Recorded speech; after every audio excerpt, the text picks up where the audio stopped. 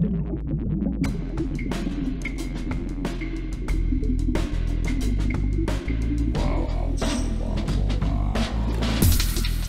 listening to ArTEEtude, a podcast with artists created and produced by Detlef Schlich, a visual artist and ritual designer, living and loving in West Cork, and best known for his essay about the cause and effect of shamanism, art and digital culture.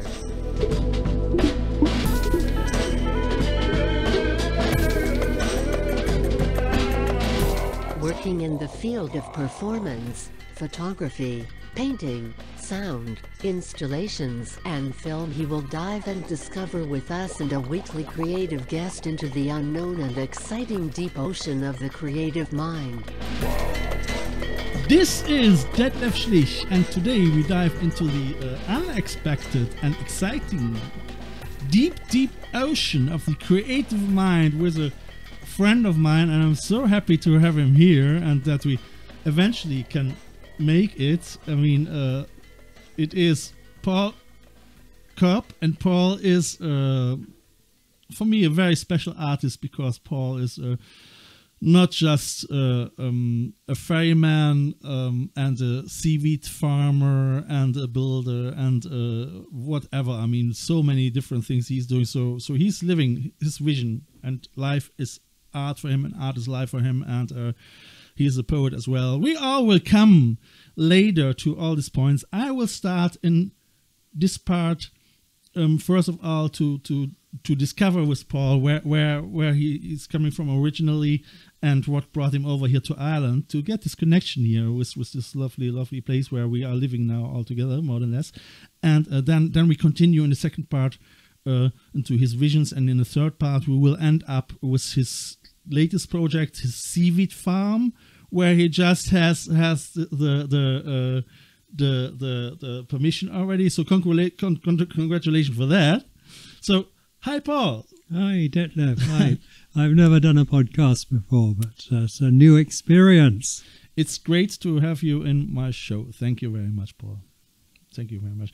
I would say we are here in Paul's latest project in the living room, and I just start from the beginning. I think people are interested in how long are you living already here in West Cork now? I have a long relationship with Ireland, but I came to live here just after the millennium. 2000, 2001 or whatever, something like this. Yeah. Was it the first time? No, because Ireland was the nearest foreign shore to Devon, where I was living. So we used to sail over every summer holidays, just about, and see, and we'd go up we'd usually make a landfall at Cork, and then we'd see how far we got up the west coast in the summer, before it was time to head back. All right. So you didn't start at West Cork. You start more above Cork or whatever. The first time I came here, I came here with a bunch of surfers, Yeah. In an old VW camper with about 12 surfboards on the roof. When was that? 1979. Brand. Yeah. And we drove all the way up the west coast looking at waves. Right. I'm not such a surfer myself, but I was the driver, Designate driver. And Designate driver. We ended up in Kerry. Yeah. I ended up in Kerry for the summer and working on a fishing boat. And so I was, it was one of the best summers of my life. Yeah, 79. Yeah. Wow.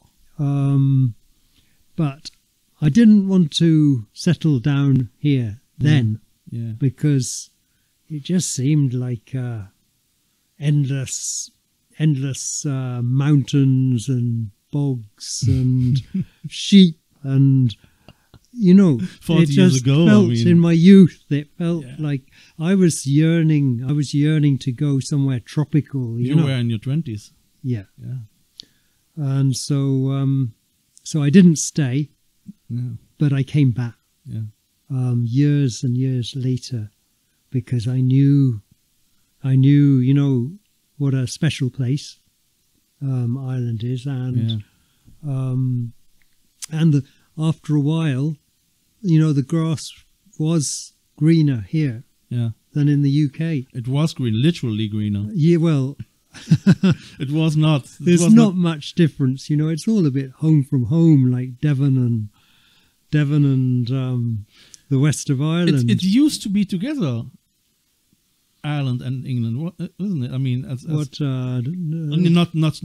politically. 15,000 years ago, you mean? 15,000 years was it? Yeah. I don't know. So probably things like this. So it was. That's the similarities, you know. Yeah. Yeah, there's meant to be the land of Lyonesse somewhere under the waves there. So who knows? Yeah. Yeah. No, it's great. Yeah. Yeah. I mean, I can imagine that. So you came over here.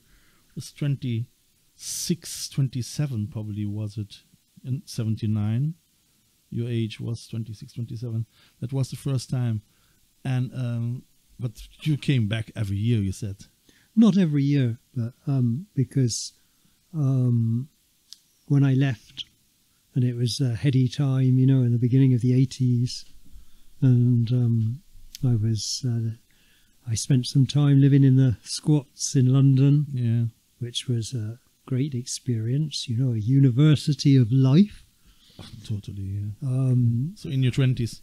Yeah, and it's you know, I don't want to glorify it, but I met some great people and made some great friends there. I think in the 20s it is the energy is if you have the tendencies to be somehow, say, an anarchist or whatever, then this is part, isn't it? I mean, if squatting and all that, you know. Well, it was a golden age in London before Thatcher. Before.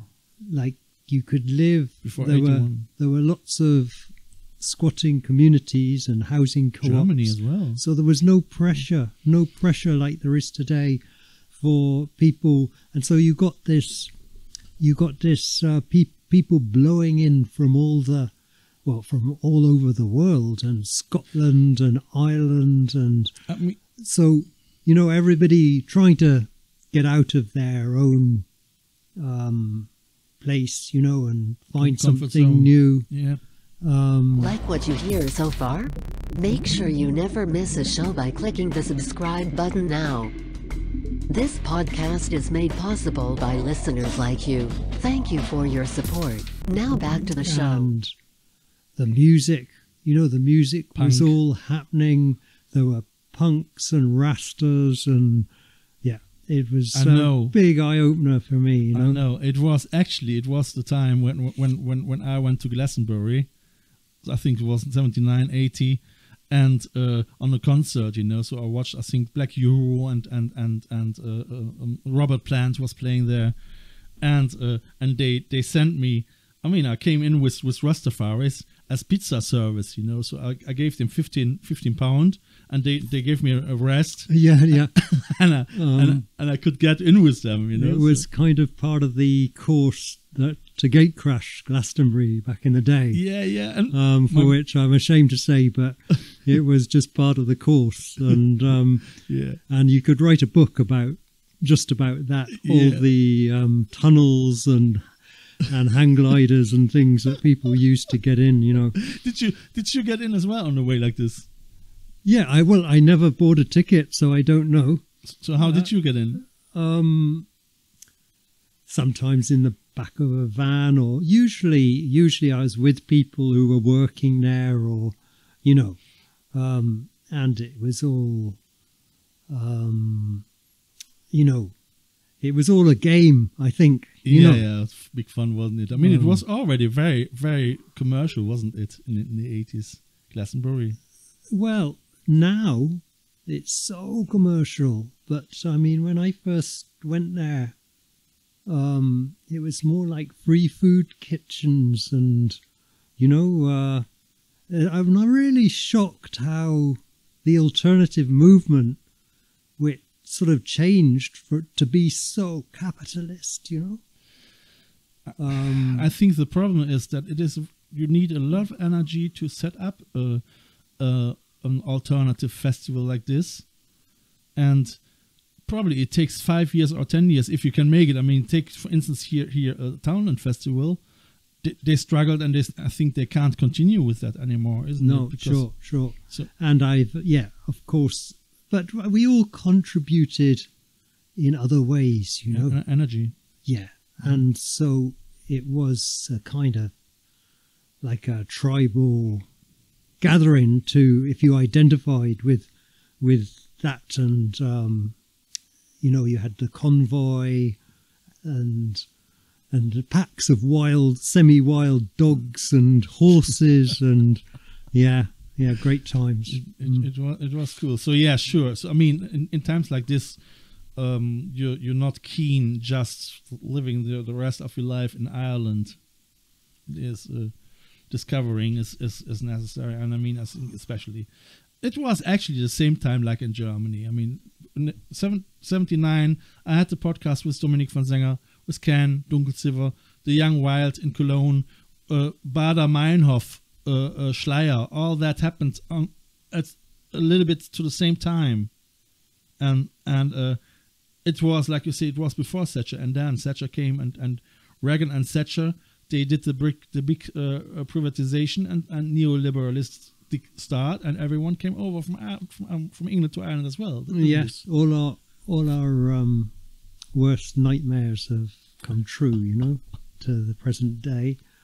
And when was that exactly? 81? Thatcher? Yeah, I suppose 83. Was it 83? Don't ask me. I'm a very timeless person, yeah, and too. one of my problems is that I can't put time into a linear scale. I have my timeline just in my head. Past, the present, and the future. Yeah, yeah. With occasions, Yeah. with but festivals. It's very good to be able to put things into their proper somehow, time, yeah. So it was 83 probably. I mean, I Yeah. was 21, something like this. Yeah. So Thatcher became the Iron Lady of England. Yeah. But I was, I'd already left by that time. I left just before the Brixton riots. We were living down in South London. Guns of Brixton. Clash. We used to go into Brixton from Vauxhall on the 2B bus. What is a 2B bus? The double-decker. 2B double-decker, yeah. And, all right, yeah. And it was all happening. But I had this ambition to travel, and I bought a motorbike. Yeah, the first time? No, not my first bike by a long shot, but I bought a sort of enduro sort of enduro, yes. Enduro, yeah. And took off, and I spent some time in Switzerland, actually, fruit picking. I didn't know that. How long? Saving up money the whole summer. Fruit picking? Fruit picking. How long did you stay in Switzerland? So from May till right through, probably was the last person to leave in November, but just picking carrots in the snow by then. And then I remember I only just got over the St. Bernard Pass, driving over the pass in a blizzard on my motorbike with my beard frozen solid, and down into Italy, and it was so cold down to Bologna, and then we hit the warm air of the Adriatic, and carried on down to Greece, and then caught the ferry to Alexandria. Yeah. And that was my first trip to Africa. Your first trip to Africa. But you used to be before in Africa, haven't you been? Not before then, no. Not before then? No. Okay. I thought you used to be earlier there in Africa. You see, dear listeners, I don't know everything as well, you know. So all right, so it was in your late 20s. I was 26, I think. Okay. Prime of my youth. But you had a link to Africa, no? Well, in a way, I grew up with a lot of Africans because my father spent his life in Nigeria. All right. And so we always had mainly Igbos, you know, from Nigeria, passing through our house. Yeah. So I was kind of easy with... And very familiar with the culture, no? Or? Well, I say that, I mean, I was nervous when I reached Egypt, you know, because I was kind of had this paranoia that, you know, I would get my throat cut in an alleyway, you know, and robbed. And so you've been alone. But it wasn't like that at all. Yeah. Egyptians are such friendly people, and they love the crack, and they love to share a joke, communicate, and dance, and so. And it was like coming from Europe is like everybody's grown up in Europe. And then, well, I don't mean to sound condescending, but in Egypt, it was like everybody was able to play. You know, I felt like a child again. And I felt safe all the time.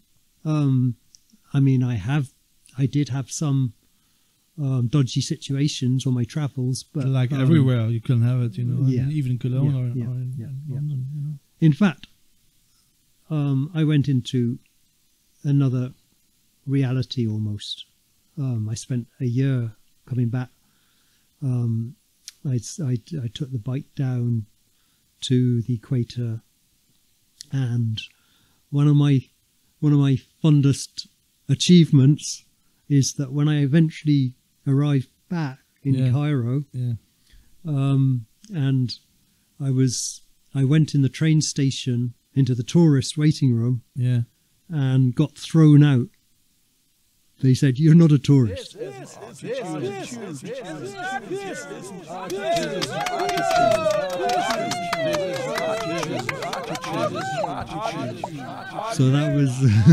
that was I was quite pleased about that, because by that time I was speaking Arabic a bit. But you didn't have black hair, huh? No, but I had an emshi. Everybody wears an emshi. And you were probably very, very black in your face. Well, they thought I was an albino, I think. Honestly? Yes. So a lot of people thought I was albino. You had already your grey hair in earlier years, or what? White. Well, blonde. I was ash blonde, you know. Right. Yeah. Okay. Yeah. So it was very difficult to distinguish if you were... It was just from being in the desert for a long time, and I behaved like like it, you know. I mean, I can imagine. Dear listeners, Paul is very... How tall are you? What is it? 6 foot. 6 foot. I mean, he's a very tall guy and slim like a anorexic drumstick. So I can imagine that they thought, okay, he might come immediately from the Sahara or wherever, you know. Yeah, well, I was. I think I went there because I needed a shower or something, you know. After being on the dusty road for months. Yeah. And then, so that was a great experience for me. That really changed my life. Going to Africa, and experiencing the synchronicity, how synchronous life can be. Now we've all got smartphones and things, and we're still uncoordinated, but you can almost, when everybody is in, I think because there's not so much going on there, you know, not so many things, and people have more time, and I felt like really, and I'm sure you know, this is how we've evolved for thousands of years in every place. Evolution. And things happen just spontaneously.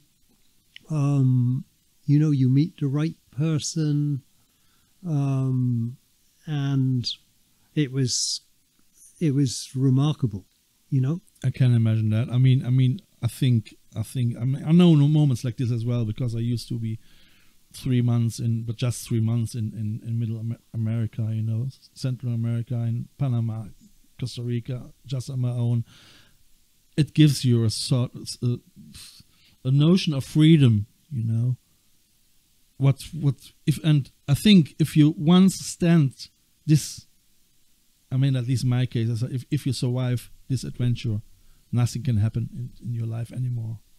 Then you're capable as well to achieve anything what you want. I mean, on a certain extent. Well, in my case, I came back, and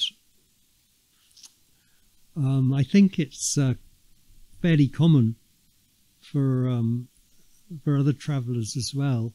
I came back, and it was like coming from a land where everything was in Technicolor. Europe seems so black and white, you know. It was like coming back into this boring, predictable reality. And I to Devon or what? Yeah, I came back to Devon. When was that? So 1982 or 3. Sorry, that was just about when Thatcher. Yes, back to Thatcherite Britain, and I actually had quite a lot of mental health problems. Yeah. On top of delusions of grandeur, because I just felt culture shock that I felt nothing was impossible. Yeah, sure. But I didn't have the communication skills to build the bridges. Sure. So on the one hand, I was terribly overconfident. Yeah.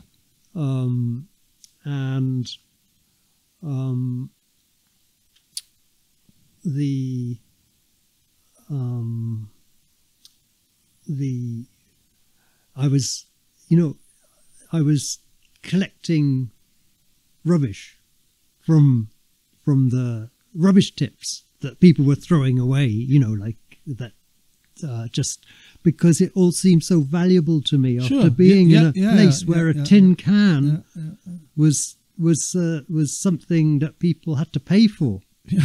You know, and I was thinking all this technology. I wanted to build windmills and things, and like you know, shot and fighting against windmills, not building instead fighting. But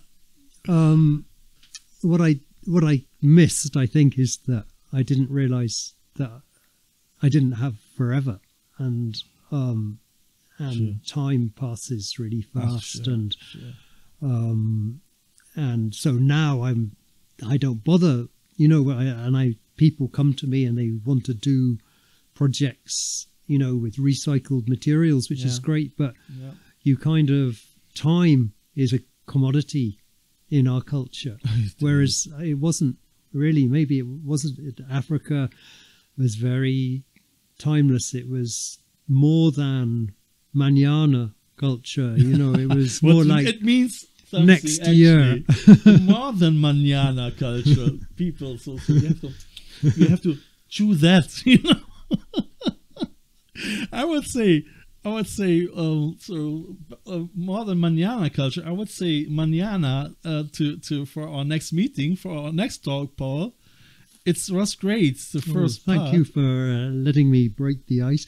I've got my fluffy punch ball here. Yeah, which is cool. So that's cool. So the modern manana punch ball. Dear listeners, like always, I'm gonna put everything about Paul's links, descriptions, and of that what you want to know about him into my description. You can get into contact with him as well if you want.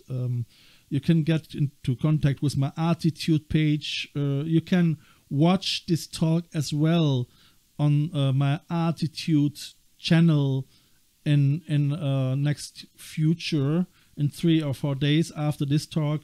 And I hope as well that you guys come when I have with Paul the second part. I would say on that note, Paul, thank you very much. Take care. Pleasure. Bye. This is a listener-supported show. I feel honored if you subscribe this show. You can follow me non-financial with a following click on one of my Instagram accounts, or subscribe the visual version of this podcast on YouTube via the link below. If you like what you hear, be sure to tune in this Sunday for the third part of this ArTEEtude audio triptych. If you want to leave a donation for a coffee or a bus ticket, just follow the donation link via the ArTEEtude podcast account. Eventually, I would like to thank, through this medium, all my members and listeners of the I Love West Cork Artists Network from all over the world. Just to remember myself that without you, this here couldn't and wouldn't happen.